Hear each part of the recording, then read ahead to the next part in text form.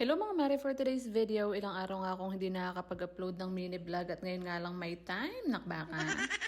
Dahil birthday ko naman ngayon mga mare, tara samahan niyo ako. Pagka-logout ko nga sa trabaho mga mare, dumiretso nga ako dito sa Pelco dahil pagbabayad na naman nga ng kuryente. Sko, yung Judith, hindi talaga nawawala. Bayad na naman ng kuryente. Buti na lang mga mare, malapit nga lang sa amin yung pagbabayad ng kuryente at hindi ka na nga lalayo. 7:30 pa nga lang ng umaga dito mga mare at buti na lang talaga wala pang masyadong tao. Kaya nga after 3 minutes lang mga mare, lumipad na talaga yung 3.5 ko. Nakshuta.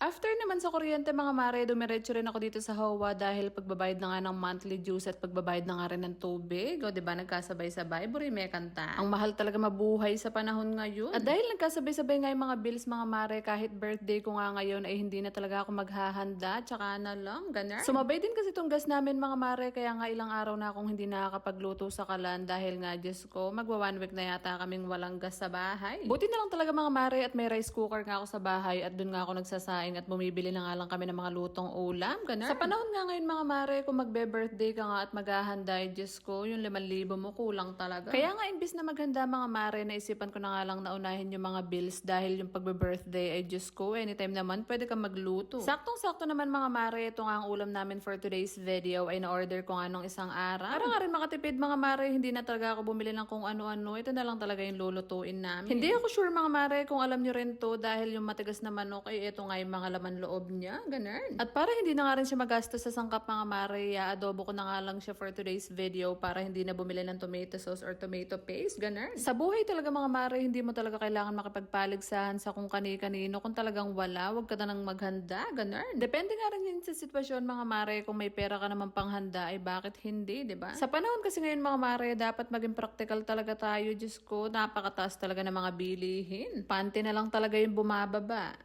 Chares.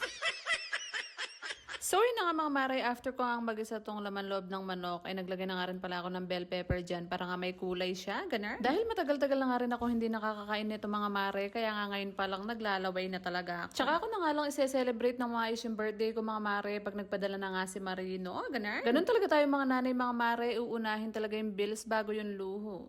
Chares.